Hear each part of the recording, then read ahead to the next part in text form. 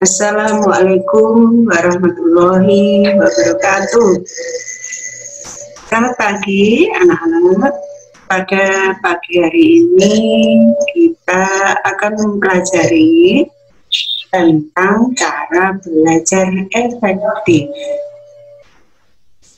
Oleh karena itu, ikuti kegiatan cara belajar efektif berikut ini.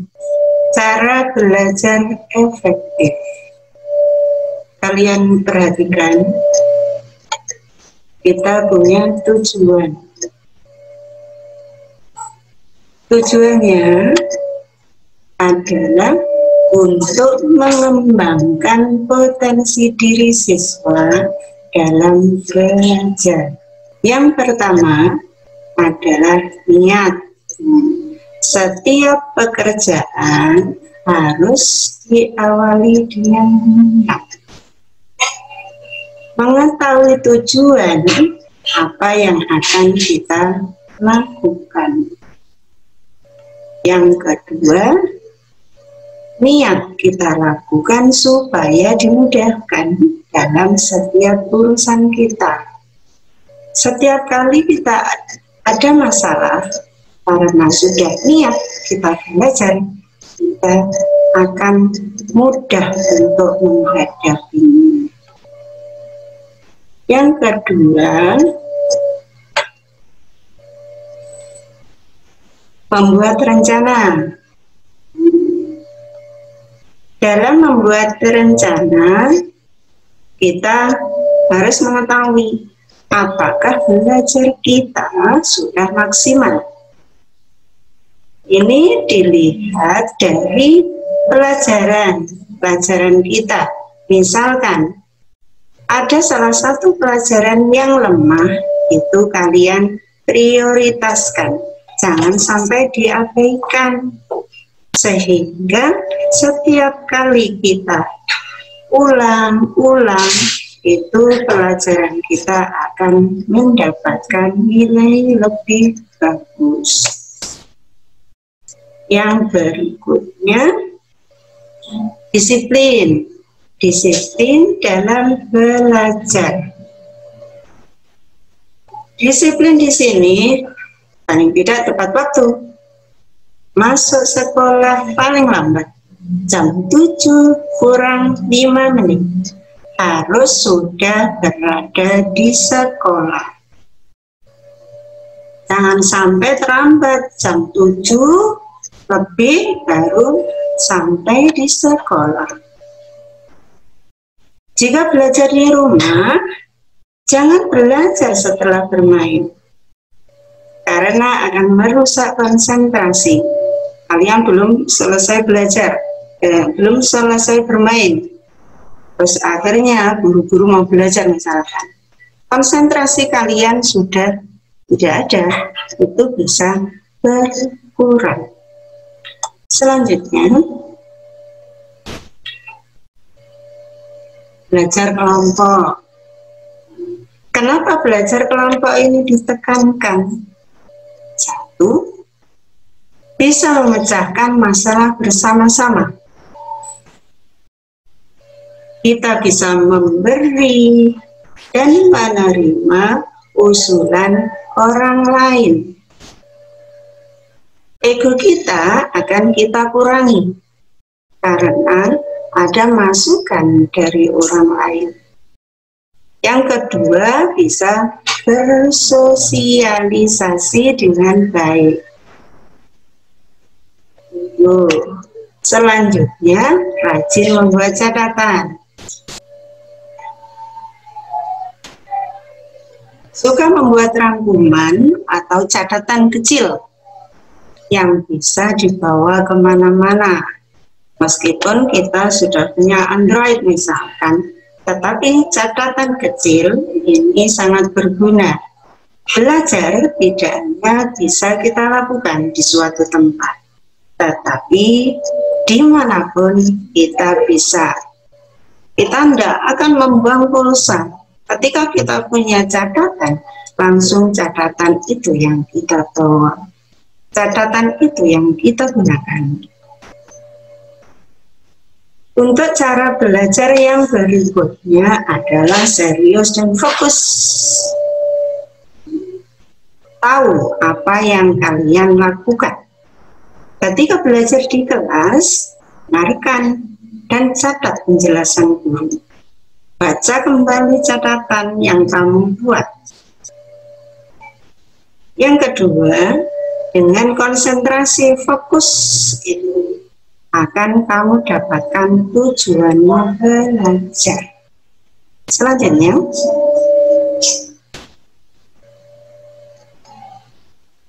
hindari belajar berlebihan. Maksudnya apa? Ketika ulangan kalian menata semua buku kalian, cara yang salah itu. Belajar setiap waktu akan lebih bagus. Karena sedikit demi sedikit akan tersimpan. Ketika kalian ulangan, kalian akan mudah untuk mengingatnya. Karena apa? Di memori kalian sudah ada. Oh, ini tentang bahasa Inggris misalkan. Tuh. Selanjutnya, jujur dalam ulangan. Jangan menggantungkan ketika, ini hubungannya dengan menyontek. Ketika kalian ulangan, kalian sudah tidak siap, kalian akan bingung. Kegiatan nyontek ini tidak usah kalian lakukan selama kalian bisa belajar dengan tekun. Sudah belajar dengan tekun, berarti kamu tidak akan kesulitan mengerjakan ulangan. Yang kedua, menyontek adalah perbuatan yang tidak terpuji, akan membawa kamu ke arah kebohongan. Bohong. Sampai gede pun akan suka bohong. Selanjutnya, latih rasa tanggung jawab dengan cara tugas-tugas yang diberikan oleh guru kalian harus kalian kerjakan untuk melatih kamu tanggung jawab pada pekerjaan kamu. Selanjutnya, ini sudah yang ke-10. Mendengarkan penjelasan guru dengan baik, supaya kita tidak mengulang-ulang lagi. Ketika pertama kalian mendengarkan, itu adalah tahap pertama dalam belajar. Jangan belajar sambil bermain, karena konsentrasi kamu akan terbagi dan belajar kamu akan sia-sia. Waktu kalian akan sia-sia. Tidak kalian gunakan dengan baik. Untuk melatih kamu tentang kepemimpinan, mandiri, karakter, tata krama, dan lain-lain, itu kalian lakukan dalam kegiatan ekstra. Dalam kegiatan ekstra misalkan pramuka, di situ ada beberapa yang harus kalian pahami, harus kalian laksanakan, harus kalian praktekkan. Itu nanti misalkan untuk pembelajaran kepemimpinan mandiri kalian dapatkan dari situ. Berikutnya, suka berpikir, suka berpikir. Jangan berhenti untuk berpikir. Ketika ada pertanyaan atau ada situasi yang meminta kita harus berpikir, jangan dihindari. Ada masalah, jangan dibiarkan. Supaya masalah yang kita hadapi mendapatkan solusi yang terbaik. Practice makes perfect. Ini dalam bahasa Inggris. Maksudnya apa? Sering latihan akan bisa. Oleh karena itu, kata-kata praktis make perfect itu adalah sangat bagus untuk kalian.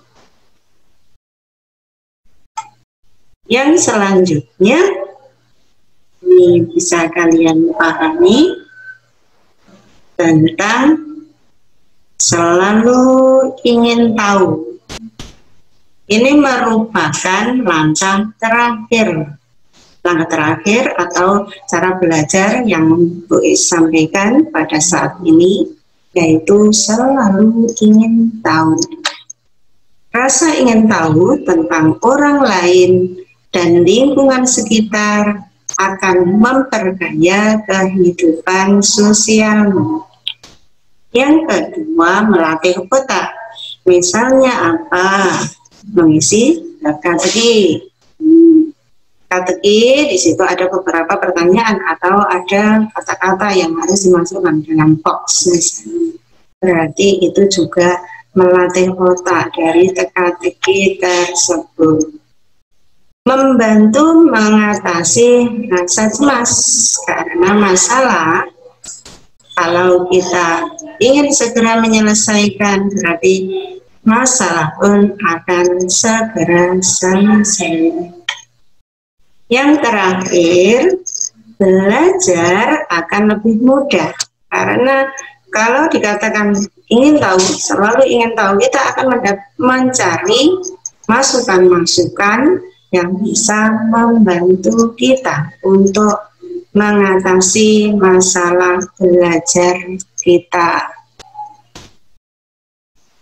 Itu materi yang sudah saya sampaikan.